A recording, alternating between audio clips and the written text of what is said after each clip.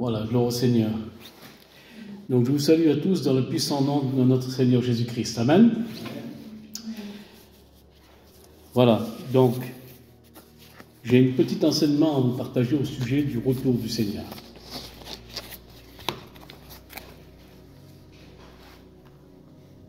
Croyez toujours au retour du Seigneur? Amen. Amen. Hein? C'est important. C'est pas une blague. Jésus revient.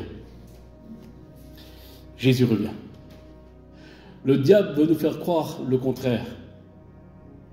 C'est pour cela qu'on appelle l'apostasie, l'abandon de la foi, ne plus y croire. Mais nous gardons la foi en Jésus-Christ. Et nous savons que Jésus revient. Parce que Jésus l'a promis.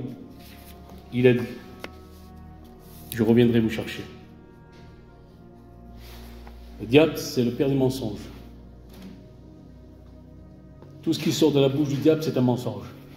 Mais tout ce qui sort de la bouche du Christ, c'est une vérité. C'est pour cela qu'il disait toujours, lorsqu'il allait s'apprêter à dire une phrase, en vérité, parce qu'il allait sortir une vérité de sa bouche, parce qu'il est lui-même la vérité. Chemin, vérité. Alors oui, Jésus revient. Jésus revient, mes frères et sœurs. C'est important. Vous savez, j'ai marqué ça ici. Les temps qu'on vit aujourd'hui, ce sont des temps où que la pression satanique nous enveloppe tellement. Les ténèbres nous oppressent. Parce que on vit les temps de la fin. Jésus revient. Il est nulle part écrit dans la Bible le jour, l'heure et la date. Mais Jésus revient. Ça, c'est la parole du Christ, il nous l'a promis. Jésus revient. On ne sait pas quand. C'est pour cela que l'épouse du Christ, écoutez, je ne parle pas de l'église, je parle de l'épouse, doit être prête. C'est pour cela qu'on n'a plus le temps de se préparer. Parce qu'il peut venir demain, après-demain, on ne sait pas quand est-ce qu'il peut venir. Et lorsque l'épouse, l'époux qui vient, l'épouse ne sera pas surpris. Pourquoi? Parce qu'on est prêt, parce qu'on l'attend. Amen. C'est quoi le but d'un chrétien, mes frères et sœurs? C'est quoi? C'est d'un jour de voir Jésus face à face. Amen. Ça ne vous presse pas de voir Jésus? Amen. Moi, je veux voir Jésus. Je prêche Jésus. Je ne parle que de Jésus. Ma vie, c'est Jésus. Jésus, c'est ma passion. Et un jour, je veux le rencontrer. Amen. Gloire à Dieu. Et à combien que c'est important. Alors, je vais rentrer donc dans le message.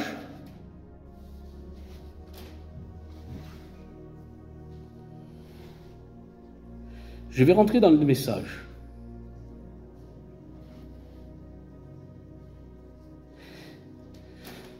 À la fin des temps,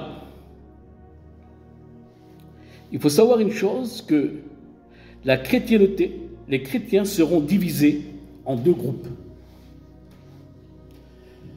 Vous le savez, mes frères et sœurs, hein? Ils seront divisés en deux groupes. L'un décrit comme l'épouse et l'autre, elle est décrite comme la prostituée. L'épouse s'identifie par sa fidélité à l'époux, à Jésus-Christ. Par contre, la prostituée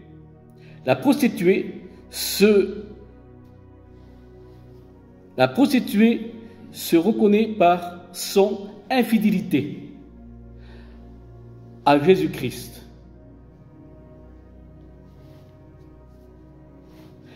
Et ce signe correspond à l'image de la Odyssée, la dernière des 7 églises de l'Apocalypse. Et laissez-moi vous dire, mes frères et sœurs, que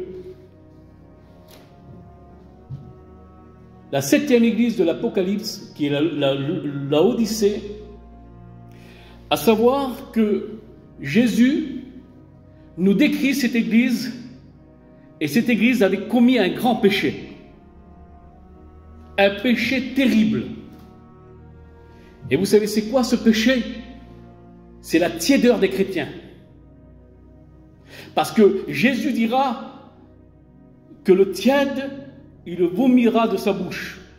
Ce qui veut dire que, à partir de là, le Seigneur est précis à ce sujet.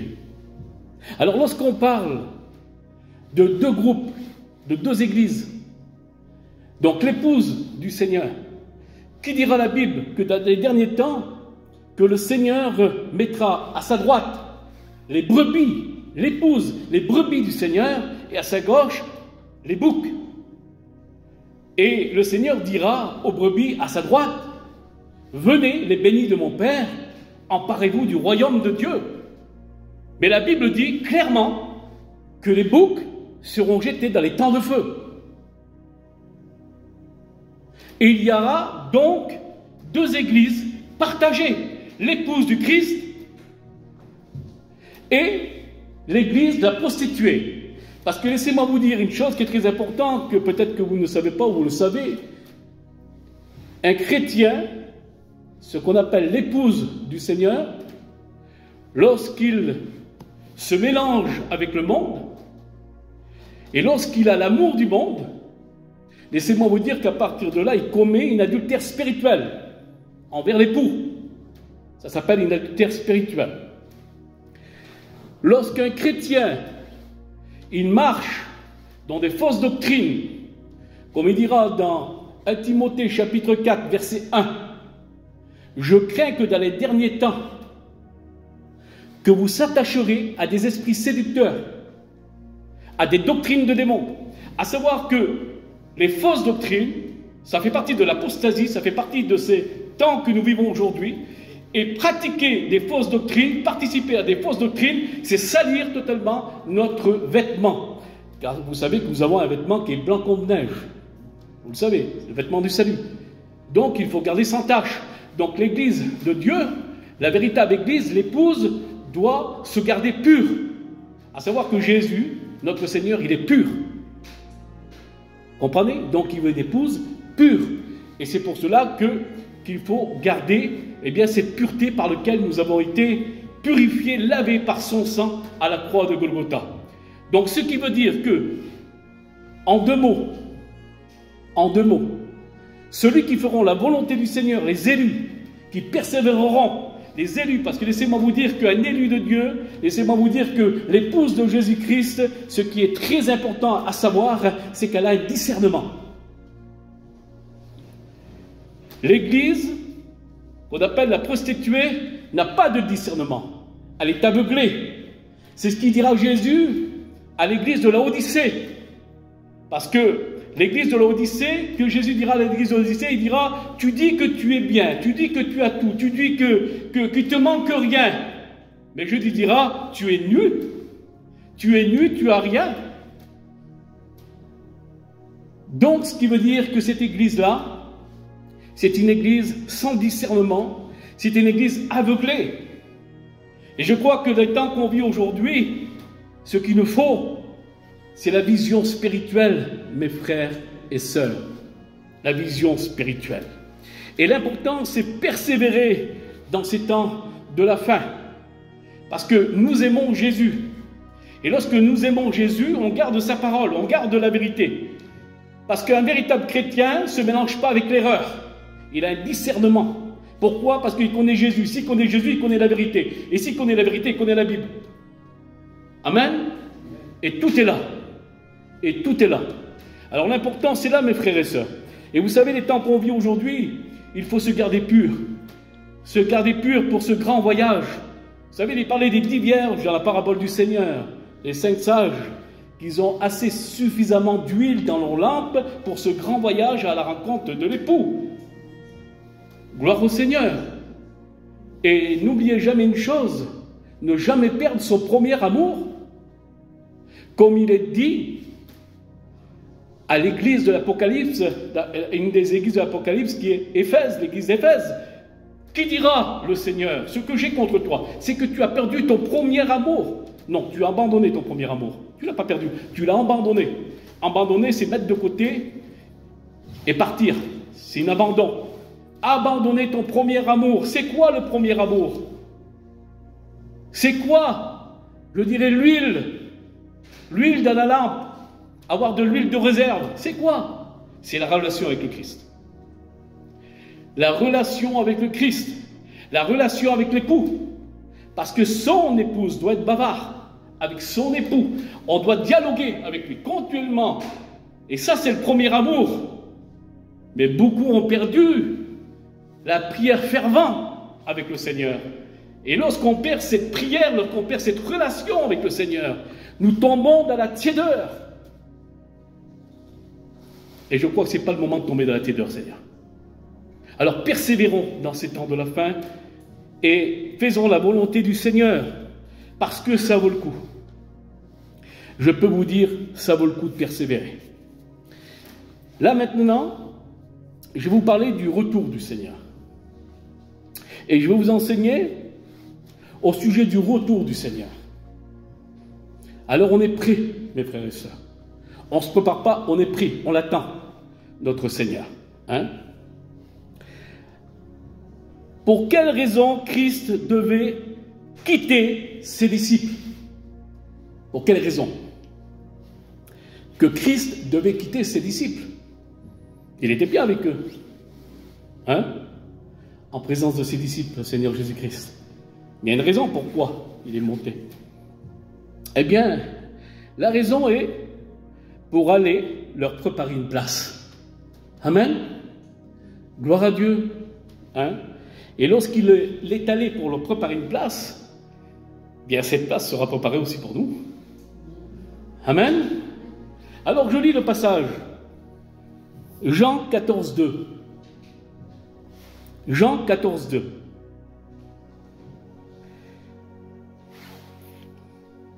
Il y a plusieurs demeures dans la maison de mon Père.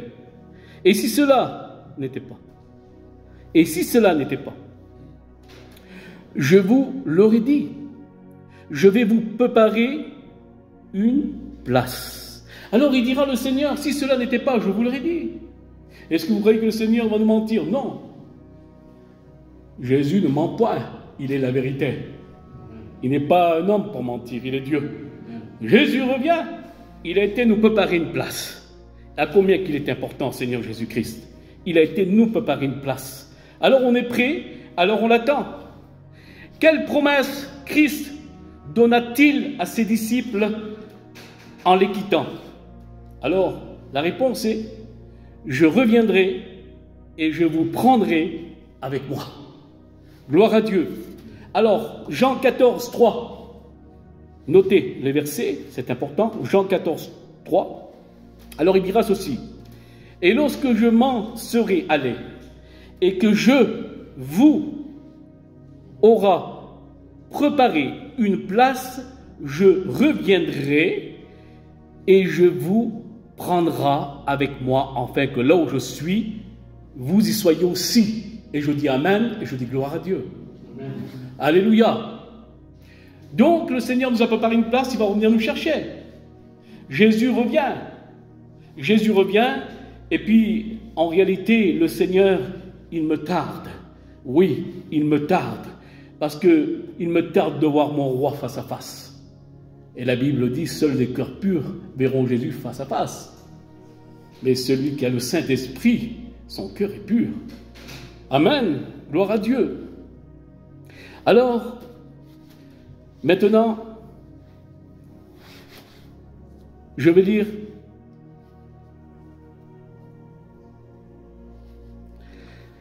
alors que Christ montait aux cieux, quelle promesse les anges nous donnent-ils? Alors que Christ montait aux cieux, quelle promesse les anges nous donnent-ils?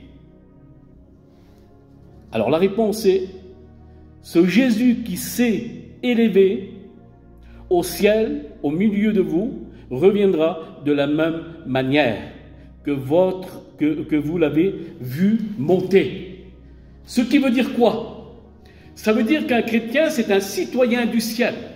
Jésus, il est parti au ciel, il est monté, et les disciples l'ont vu monter dans les nuées. Et il reviendra de la même manière. Il descendra des nuées. Ça veut dire quoi? Ça veut dire que l'Église, l'époux, comme l'époux tarde, l'épouse, comme l'époux tarde, qu'est-ce qu'elle fait? Alors elle a toujours son regard, ses yeux vers le ciel. Savoir que nous sommes citoyens du ciel. Il y a trop de chrétiens qui s'attachent à la terre. Trop de chrétiens qui s'attachent à ces choses de ce monde. À savoir que notre demeure se trouve au troisième ciel. La Bible dit, Jésus nous dit, je vous ai préparé une place. Notre demeure, lorsque nous passerons l'éternité, c'est dans le royaume de Dieu. Notre demeure, notre monde spirituel est là-haut. À savoir que nous devons avoir toujours nos yeux fixés vers le haut, non pas vers la terre. Ne pas s'attacher aux choses de ce monde. Vous savez ce qu'il dira la Bible? 1 Jean 2,15, n'aimez point le monde, ni les choses qui sont dans le monde. Et si quelqu'un aime le monde, l'amour du Père n'est point en lui. Quelle importance, Seigneur!